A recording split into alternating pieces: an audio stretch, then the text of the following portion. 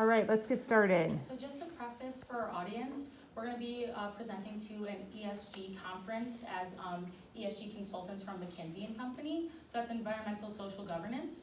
And yeah, we're just kind of talking to startups and entrepreneurs who are starting their business and want to implement some environmentally friendly things into their business models. So, hi everyone, my name is Kendall Dillon and this is my partner Harrison Maduris.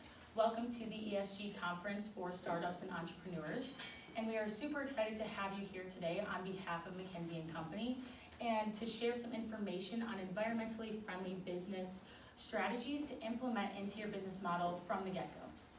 So I'd like to start out with a bit of an example of a well-known company that has some of these practices in their business model already. So by a show of hands, who has heard of or bought a product from Big B Coffee? Me too. Big B Coffee is my favorite coffee chain. And as many of us know, they started here in East Lansing, but something you may not know is they are a B Corporation, which means they really focus on their social and environmental impact rather than just generating profit. And last year, I had the opportunity to speak with Big B CEO Bob Fish, and he gave me a great example of something that they do today to be more environmentally friendly, which is direct supplier relations. As the CEO, he took a trip to Costa Rica to meet with a direct farmer to source coffee beans and generate their product, which took down their greenhouse gas emissions immensely and helped the environment and their carbon footprint. So that's just one example of something that a company can do to have a better impact on the environment. So I'm going to get into the agenda today, and before I go everything else, we just want to explain what's going to happen. We're going to talk to you today about the objective, kind of what our natural goal is for NCSs and how to improve them in the workplace, especially talking with you startups.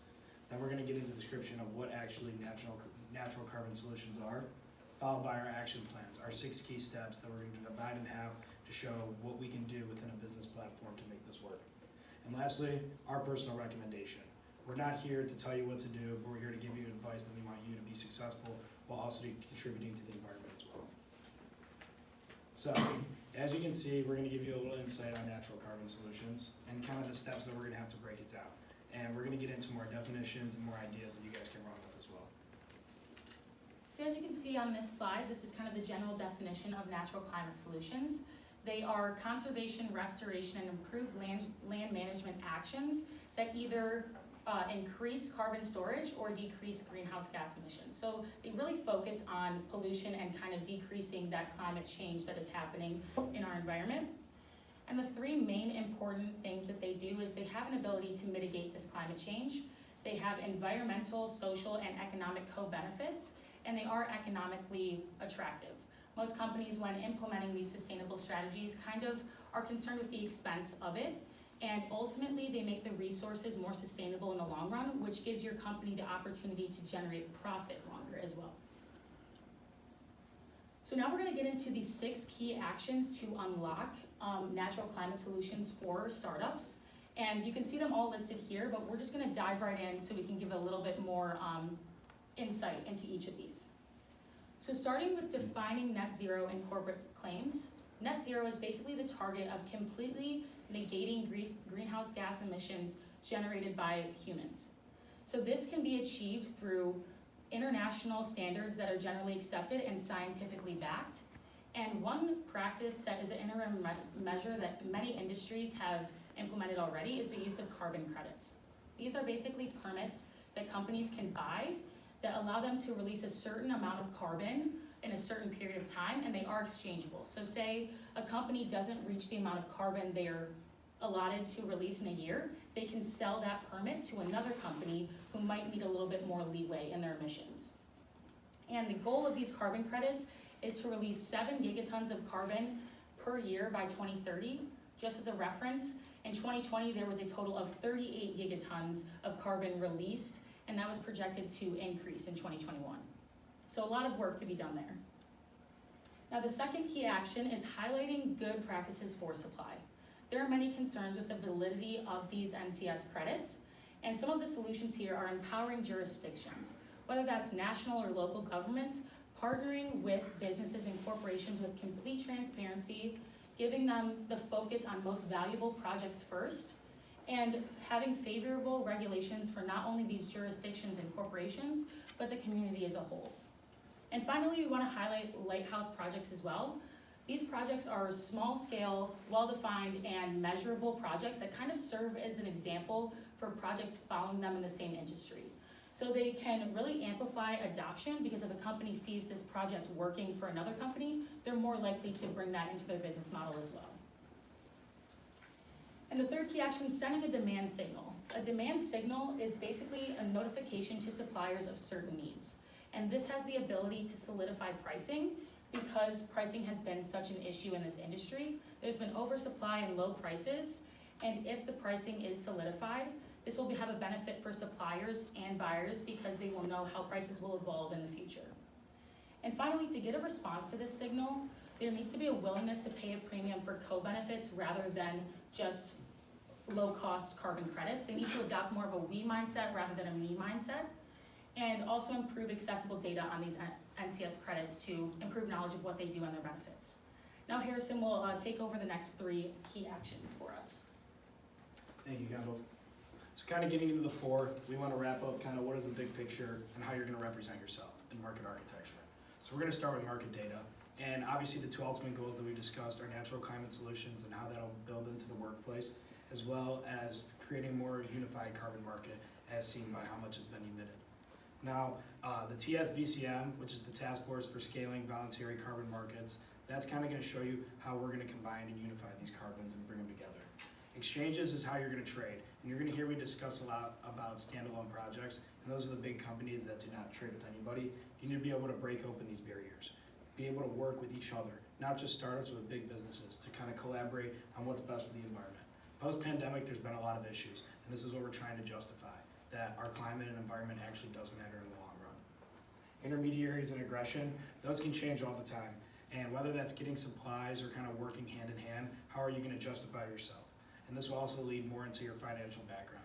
And talking about finances and improving liquidity that you're going to show, there's many different mechanisms that you can use. There's marketing, there's reaching out and working with long-term big projects. You need to find out how you're going to best represent yourself and bring in the most revenue. The next action step is create regulatory clarity, and how we're going to go about this is integration jurisdiction, but that kind of goes hand in hand with the Paris Agreement. So the Paris Agreement is the long-term treaty about climate change, and that's how you're going to be able to create a better environment in the workplace, as well as working with the top lenders. So that kind of goes back into jurisdiction, that nothing will happen until there's a court ruling, and that's how important this is. There's a lot of twin track approaches that occur, and that's just being able to work together and creating that phase in between you and the standalone projects to work hand in hand. And lastly, we're going to get into building trust. And this can come from anywhere. This can come from your marketing, this has come from with your already clients, and this could also work in the phase working with the standalones. Amplify your best practices. If you know what's good and what's bad, show and market what you're doing to help improve the climate. Also increase credibility. You need to be able to show yourself out, whether that is marketing to higher ups or doing what we're doing to you right now and showing what results will happen. After the pandemic, our environment was wasted and there was no care prior to. Now we need to show that working remote or even any environment that you're doing, you need to be able to improve it. And last, endorse advancements. You need to endorse what you're doing. Just kind of overall be able to represent what you need to do, because if you're not showing it, nobody else will, and that's why we're up here today to explain. So kind of how we're going to recommend to you is, you need to educate all employers and get this whole company on the same page. I'll let Kendall get into the next view. Yep, and next we want companies to come into this with the approach of creating a specific and attainable mission statement that gives certain goals over a certain timeline. And then with that, once that's implemented, giving an internal evaluation, whether that be some form of a balanced scorecard or whatever that might be. Thank you guys for your time, and if you have any questions.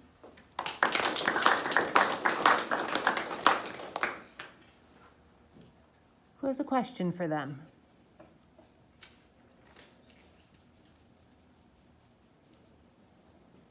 I have a question. Of the key action steps, which one do you think is going to meet with the most resistance for being implemented? I guess it's all personable.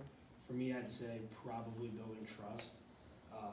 Just because these standalone projects and these higher up corporations, they're doing just fine, but then they're not even looking at the small environmental needs. So it's going to be hard to kind of communicate and build trust and show what you're trying to do.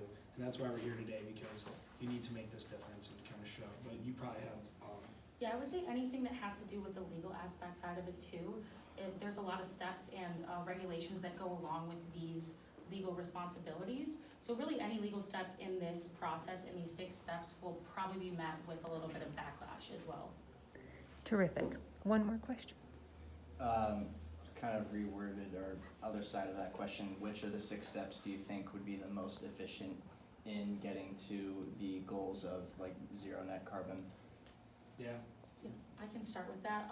Kind of the first step is one of the most important in my opinion, because a lot of companies don't understand what net zero is right now.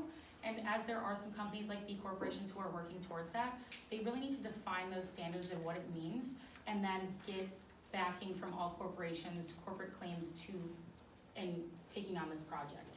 Yeah, I mean, it kind of just goes back with the kind of the exchange and those barriers that you need to work, whether it's a big corporation or small. It's going to be difficult, but the only way to get it done is to represent and show what numbers and facts that you're actually doing to help attain a better environment. Nice job, both of you. Thank you.